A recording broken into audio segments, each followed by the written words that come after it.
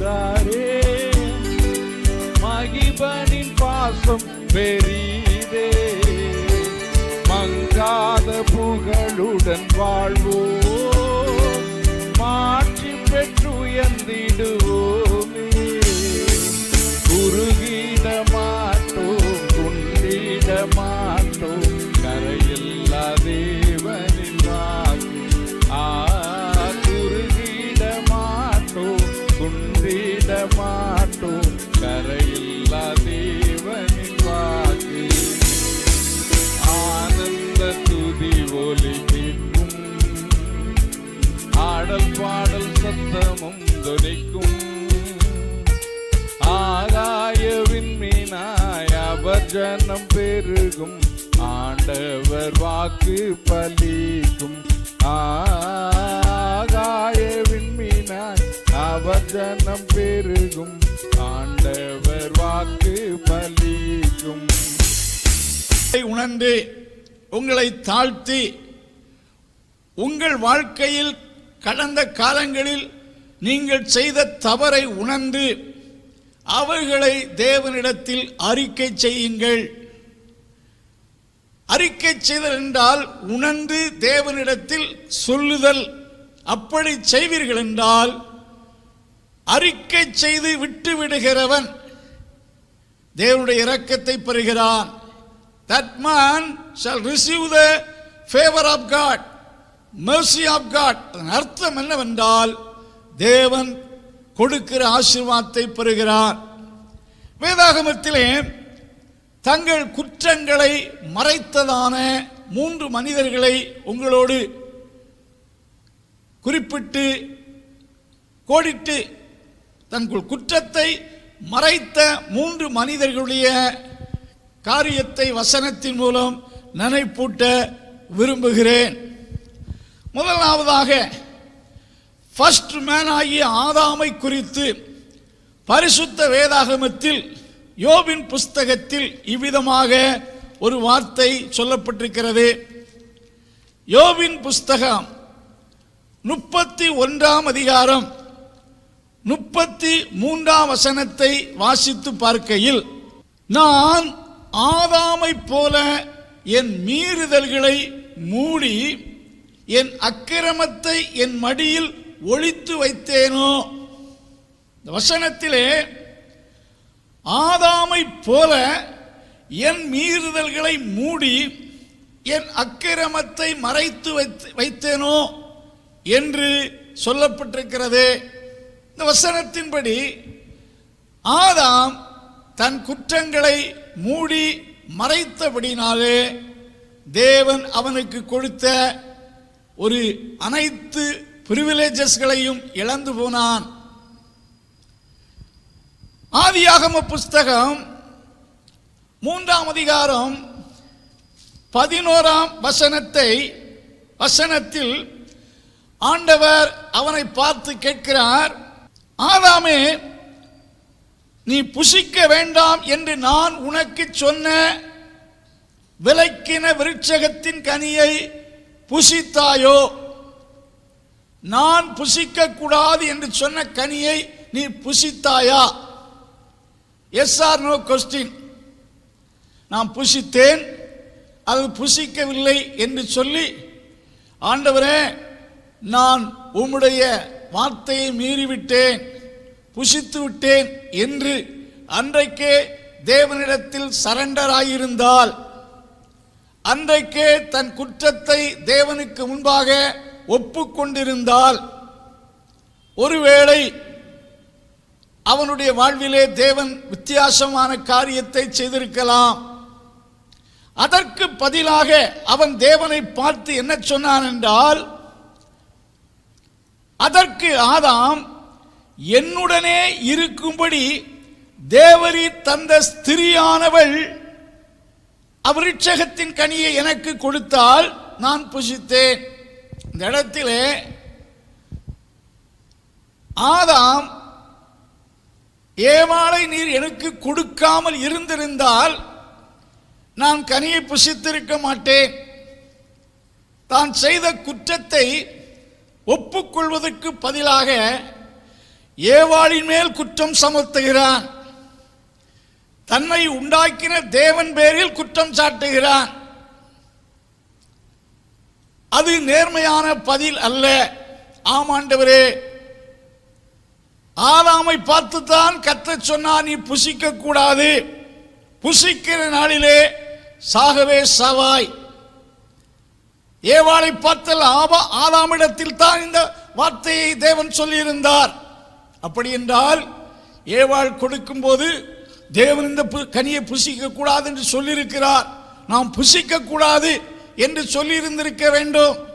ஆனால் அவன் புசித்தான்.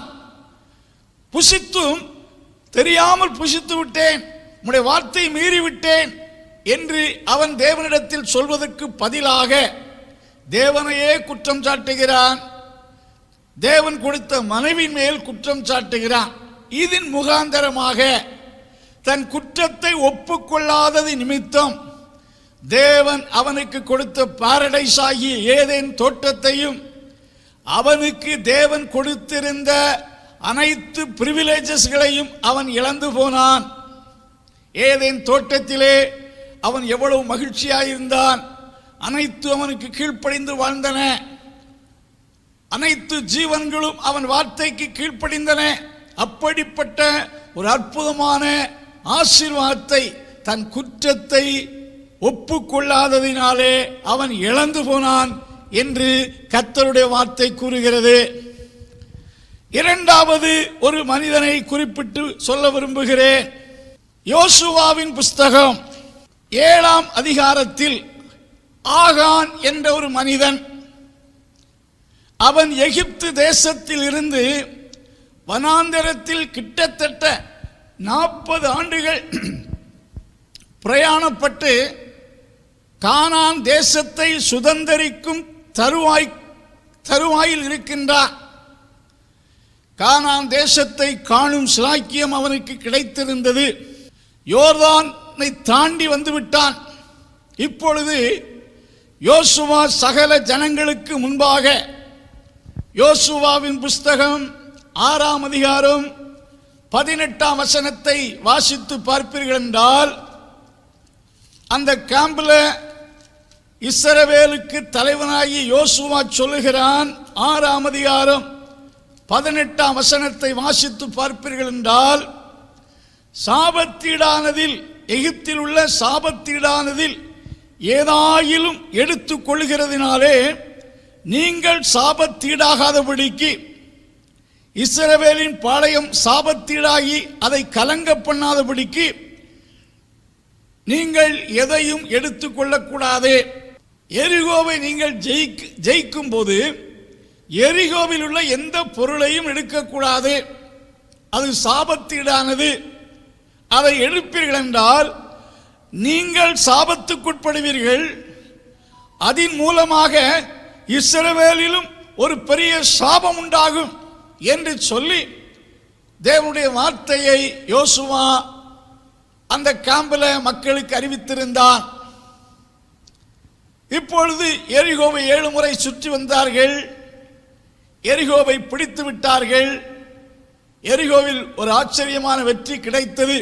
அப்பொழுது ஆகான் என்ற அந்த சோல்ஜர் 7ஆம் அதிகாரம் 21ஆம் வசனத்திலே கொள்ளையில் நேர்த்தியான ஒரு பாபிலோனிய சால்வையும் 200 வெள்ளிச் சேக்கலையும் 50 சேக்கல் நிறையான ஒரு பொற்பாலத்தையும் கண்டு அவைகளை இச்சித்து எடுத்து தன் கூடாரத்தின் அடியிலே மறைத்து வைத்தான். இவன் புத்தியாக ஞானமாக செய்தது போல செய்தான். இவன் தன் தலைவனால் கூறப்பட்ட தேவனுடைய வார்த்தைக்கு மாறாக செயல்பட்டான். இச்சித்து எடுத்துக்கொண்டான். இப்பொழுது ஆயி பட்டணத்திலே ஒரு தோல்வியை சந்திக்கையில் யோசுவா கர்த்தருக்கு முன்பாக விழுந்து கிடக்கையில் ஆண்டவர் யோசுவாவை பார்த்து சொல்லுகிறார், உங்கள் பாளையத்துக்குள் தீட்டு வந்து விட்டது. ஆகையினாலே இந்த தோல்விக்கு காரணம் எரிகோவில் சில சாபத்தீடான பொருள்களை எடுத்து உங்கள் மத்தியில் மறைத்து வைத்திருக்கிறீர்கள். காலையிலே எழும்பி தேவனுடைய வார்த்தையின்படி யோசுவா சீட்டு போடுகிறான். 12 கோத்திரத்தின் பெயர்களை எழுதி சீட்டு போடுகிறான். அந்த சீட்டு யூதா கோத்திரத்தின் பேரில் விழுகிறது. பின்பு யூதா கோத்திரத்தில் உள்ள தலைவர்களை எல்லாம் எழுதி சீட்டு போடுகிறான். அந்த சீட்டு இந்த ஆகானுடைய வம்ச வழியில் விழுகிறது. இறுதியாக ஆகான் பெயருக்கே சீட்டு வருகிறது. அப்பொழுது யோசுவா அவனை பார்த்து, மகனே நீ என்ன செய்தாய் என்று கேட்கிறான். இந்த இடத்திலே அவன் தலைவனுடைய வார்த்தை மீறி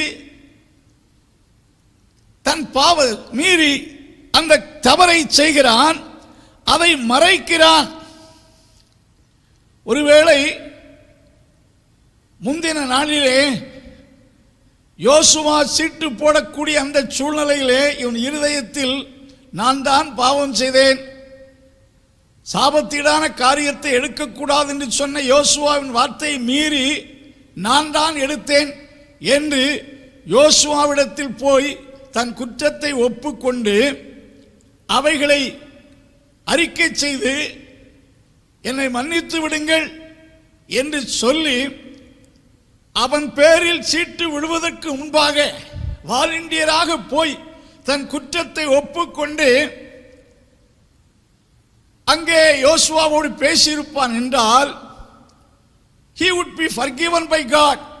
அவன் தேவனால் மன்னிக்கப்பட்டிருப்பான். he would be allowed to enter into the promised land. அவன் தேவனுடைய ராஜ்யத்துக்கு, கானான் தேசத்துக்குள் பிரவேசிப்பதற்கும் அனுமதிக்கப்பட்டிருப்பான். நியாய தீர்ப்பு வந்த பின்பு அவன் பிந்து என்ன செய்தாய் என்று கேட்டு விசாரிக்கையில் தன் குற்றத்தை செய்த தவறை ஒப்புக்கொண்ட போது ஒரு பயன் இல்லை. இதுபோல ஆண்டவருடைய நியாய தீர்ப்புக்கு போய் நியாய தீர்ப்பின் நாளிலே நம் குற்றத்தை நாம் அறிக்கை செய்து பிரயோஜனம் இல்லை.